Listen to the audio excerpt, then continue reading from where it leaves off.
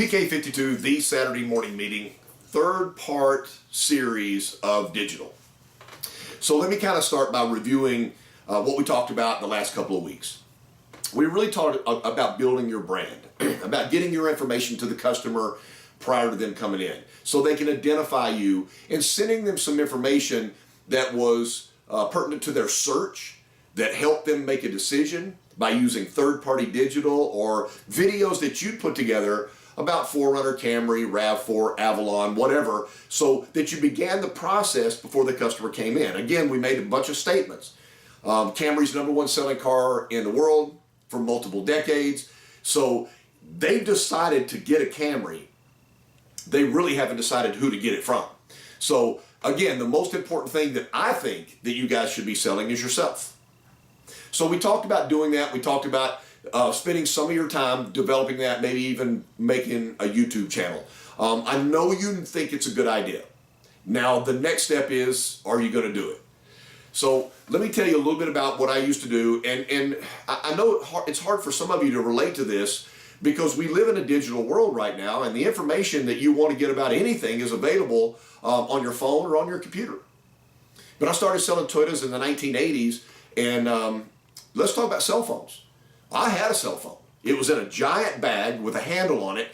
It had a receiver on there. The dial pad was on the back of the phone, and I was one of the only people in my town that had a phone. I just felt like the expense of having the phone with me at any given time meant that I was going to sell more customers because they could get a hold of me instead of going through the switchboard of the dealership. They could call me directly. I'd be in a restaurant and my phone would ring and everybody would quit eating because nobody else in the place had a phone. So that's how far back I go as far as being able to communicate with my clients. I would come up and meet them on my day off. They called me on my phone. I'd get in my vehicle and I'd drive to the dealership and sell them a car.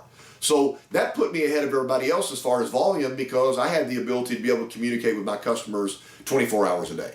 A lot of people didn't want that. I'd never have one of those things because then they'll call me at home. I said, well, I'm paying for my home because they called me. So, you guys make up your own decision about how you want to communicate with your customers. But that's kind of what I did back then. There was no way to be able to send them videos or anything. We had to wait till they got to the dealership. I went to work for a Toyota store.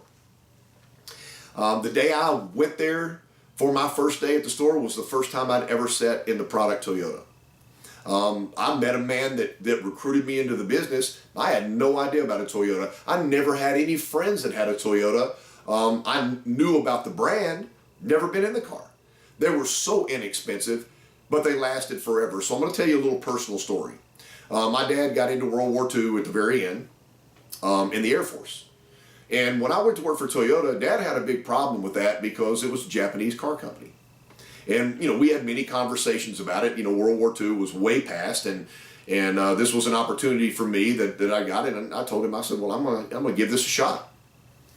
Finally, after being around the product, driving my dad around in Toyotas, he finally looked at me one day and goes, Toyota's probably not going to make it as a car company. And I said, well, what do you mean? He goes, well, how would you know when to trade them? And I go, Dad, I don't follow what you're saying. He goes, well, they never break. How would Toyota ever make money if their cars never broke? Why would you ever trade your Toyota? And I said, let me ask you this. You're telling me when you drive your General Motors products, you know about how long they'll last before they start to fall apart. That's when you trade the car in to get another one. So you trade it right before, there's a problem. Somebody else's problems is what you're giving somebody. Is that right? He goes, yeah. He goes, Toyota's never going to make any money because you never need to trade it because they don't broke down. Once he said, he was serious. Once he said that to me, I went, wow, I am working for the right brand. I will never forget that because he was trying to help me make a decision to move to another car company because Toyotas were too good. Fantastic, right? So I'm still with Toyota. So here's the deal. I used to work the service drive in the morning. If you followed me for a long time, you know that I would show up in the morning. I'd go work out in the morning at 5 o'clock in the morning. I'd be in the drive at 7 o'clock. There was no other salespeople there. I would blow balloons up for the kids in the back of the car. I'd help the service writer. We did everything by hand back then, so I'd write the top of the RO out, ASM had come over. It made it more efficient. It was more efficient for the customer. It gave me a great opportunity to meet everybody in town that drove a Toyota, which back in the 80s was really important because they would buy a Toyota. I knew it because they had a Toyota, so it was easier than trying to convert somebody out of a Chevy or a Ford or a Chrysler product. In the evenings, if it was slow, maybe raining outside, there was no customers, that's when I really think I got my mileage. I'd go back, one of the service writers would say, hey, Casey, this guy's waiting on his car. Could you grab his keys and go over the RO? I'd grab the RO, tell them what we did on the car, give them their keys, hand them my business card, say if there's any problems, any questions and everything, and you can't get a hold of somebody in service, please get a hold of me. So within the first year, gang, you know, with putting that much commitment to meeting all the people in town that had Toyotas, then my sales benefited from knowing every single person. They'd show up on the weekend with their child and they say, hey, my son needs his very first car, looking for maybe a small car, small truck. What do you have, KC?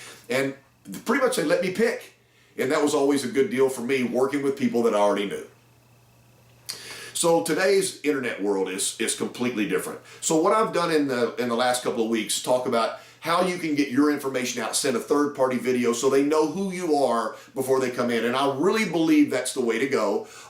You still have to make a decision whether you're willing to put that much time and effort in before you get a customer. I'm telling you that I think that's going to expedite your sales. The more people know about you and the more people know what's going to happen to them, the easier it is for them to say yes. So think about the things we've talked about in the last couple of weeks. Watch the first 2 videos in this series and let me convert. So in the 1980s, we didn't have the internet. I couldn't post anything to the internet. So I would take Polaroid pictures of my customers at delivery. Get one of the other salespeople. We'd stand there by the product. They'd take a picture. Then you wave the picture like this. You know, it didn't help. But you would do it in the air. And then the image would come up there. And I would staple it to the wall behind my desk. It doesn't take long till you have quite a few of your customers up there. Let's say you only sold 20 cars a month. At the end of the first year, you're going to have 240 pictures behind you. And back then, customers would drive a long way to buy a car. If they lived out in the country, there wasn't a Toyota store out there. If they were interested in looking at Toyota, they'd have to come into the big city and look at Toyota. So if it was a little town 50 miles away, I would try to group all the pictures that were bought in that town. I'd put who they were, what town they lived in, and what they bought, and the year model, and I'd put it up there in that section, this section, in the major metro where I lived, in that section right there. And when I'd walk away from my desk, for the first time maybe to go get numbers from my manager, I would say, see how many people on my wall that you know. And my thought process was, if they said, well, I know that those people live in my neighborhood, they bought a car from KC. Oh, I work with that guy. I see him at work all the time. He bought a car from KC. It's okay for me to buy a car from KC. So that's what I used to convince somebody it was okay to do business with me. They'd already made the commitment to come to the dealership, so I knew they were interested in the product. Now, easy. Everybody's got a Facebook profile page. So take a photo with a video with you in there and say, put this as your profile picture for the next couple of weeks so that everybody knows you got a 2019 4Runner. It's a cool way, because everybody at work's going to come up and go like, man, I saw your 4Runner. You know, you can't walk everybody out to the parking lot and show them the car, so let's put it in front of everybody so that they can see what you just got. And the nice thing about it is you're now featuring yourself. If you're good enough with editing, then when you send that picture to them, you make sure the dealership name and your name's on the bottom of that, scripted in, so that now if they've got 400 friends on Facebook, you just introduce yourself to 400 people. I know you think that's a good idea. How do you start that? With the first one. But here's where we go controversial. Here's where I start to tell you some stuff that you're just going like, I don't know, KC. I wanted to know my customer. If it was somebody I met at a restaurant, then I wanted to know who they were before they came in. I wanted to know a little bit about them. I wanted to know their family members' names. If somebody called me on the phone, I would always tell them, I said, if you have a car that you may be trading in, it doesn't matter whether you trade it or not, but give me some information on that car, because sometimes our dealership is not the best bidder of value of your car if it's not a Toyota brand. We have a Pontiac store across town, a Cadillac store across town. If that's their brand, I can give them a call and I can find out. I can get you the maximum money for your car, which means your payment will be lower.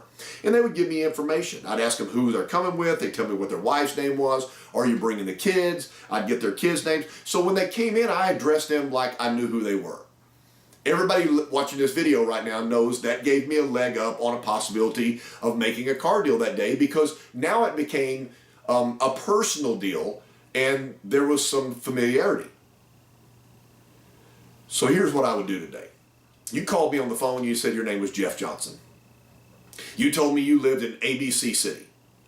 We get off the phone, I've given you all the information you requested from me. Why would I not do that? Immediately I'm going to look your name up in that city and I'm going to find out if you're on social media. And if this seems creepy to you and everything, you can certainly cut the video off right now. But I'm going to tell you something right now. I found out that Jeff Jones has been a teacher at the high school for 16 years. His wife is also involved. She's a librarian at the high school. And they've got 3 kids. So the funny thing about it is I'm going to be honest with Jeff when he comes in. You got to do it the way you want to do it. I'm going to come in and say, you know what, before you came in, I did a little background. I wanted to find out who I was dealing with. Hope you don't get mad. Are you the Jeff Jones that's been teaching high school in our city for the last 16 years? So first of all, sir, it's an honor to be able to help you find a car. Whether you buy one from me or not and everything, whatever I can do today to give back to you, because you certainly give to our community every day. I certainly admire what you do for a living. You don't think that that's a car deal? I want to know who this guy is. I'm going to go further than this because I don't mind being controversial. You can either use it or not. But if you put your stuff on social media, then you want people to read it. There's no way that you put something on an open forum for people to read and know who you are if you don't want people to read it. If you make statements on there about family, politics, or whatever, then you obviously want somebody to know where you stand, or you would never have said it. So I'm sitting here at work, and Mr. Johnson came in, Jeff and his wife Sarah, whatever. And I walked to the desk for the first time. I pulled my phone out and I referenced them on Facebook while they're at the dealership. And you can either walk back in and tell them you've done it, or you can walk back in and just know something about them and be able to speak their language. But that gives you an advantage right there. You know, I might come back in. I said I was waiting on my managers to give the numbers and everything, and I looked you guys up, and wow, you guys have been in our community forever and been an asset in our community forever. I'm honored that you guys came in to look at a car today and everything. I'm about to up my game. Thank you guys so much for coming in to look at the product and letting me spend some time with you.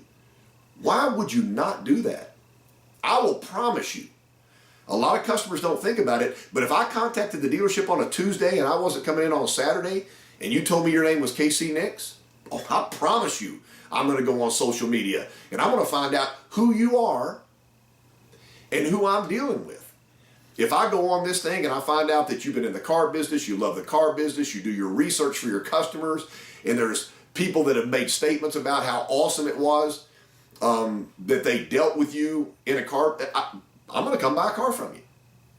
So this digital and social media that we have going on right now is so much bigger than you think it is. It's a platform. Let me go back on the videos we talked about before.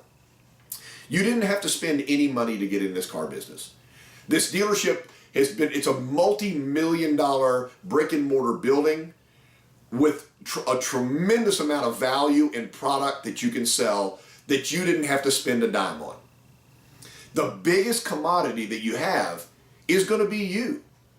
If you follow me on Facebook and social media, I was contacted by a salesperson this week, and I love it when you guys reach out to me and we talk off camera about some personal things. It's the best thing in the world for me. Obviously, if you follow me, you found out this guy, has sold up to 65 cars in a month. You just get your mind around that.